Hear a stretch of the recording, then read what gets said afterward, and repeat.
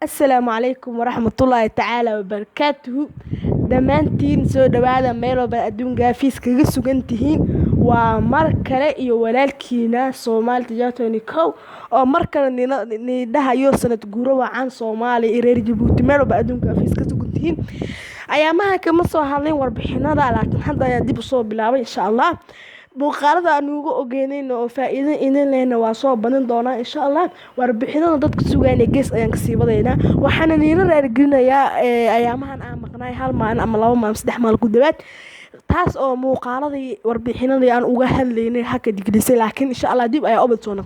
Marka waxaan rabaa marka arinta social media la iska dhaxwado YouTubers badan aan ku arkay oo la iska dhaxwado social media oo YouTuber badan oo caan ah oo hadda la yaqaan oo magacooda inta ka sheego laakiin iska sheegayo oo Cabdifatax Boodhari ama Laakaha Media iyo YouTube karo nin kale la yiraahdo Yaasiin Haliyey oo sheegayaan warbixino lagu kalsoonaan karo oo sheegayaan in Wizkid fanaanka caanka ah lagu daawacay kadib markii uu tagay dalka Nairobi ee Kenya magaalada Nairobi. Axmed Rashiid ayaa la sheegay in maxkamad la saarayo oo xabsi daa'im lagu xukumayo. Wararkaas ayaa ayaamaha dambe isku soo daafaanaya iyadoo aan jirin warar lagu kalsoonaan karo oo xaqiiqda ka hadlaya iyadoo aan jirin oo waxyaabo qaar lagu kalsoonaan karo.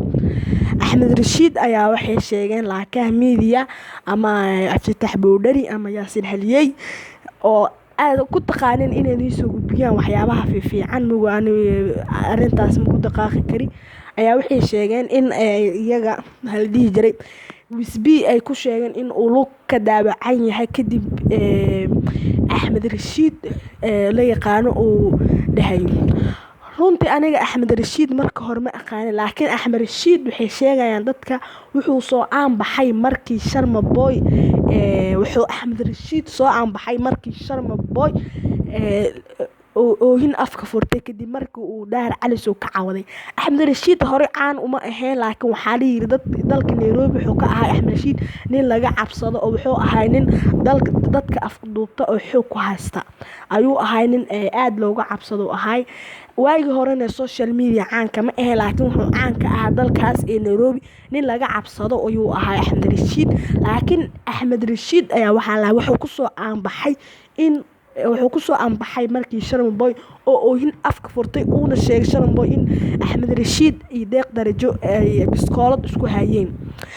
Markay wararka ku kalsoonaan kara waxay sheegeen Wizkid in uu lug ka daawacan yahay oo Nairobi tagay Axmed Rashiidna xabsi maxkamad la geenayo. Wararkaas ayaa isku soo taraya maalmahan dambena waa maqnaay wararkaasna war ma ka hanin marka waxaa rabaa wararkaas maanta inaan xaqiijiyo waana xaqiijiyay. Fadlan muuqaalkan haddii aad ka heshay rabto inaad soo badino like noo saar channelka subscribe saaro.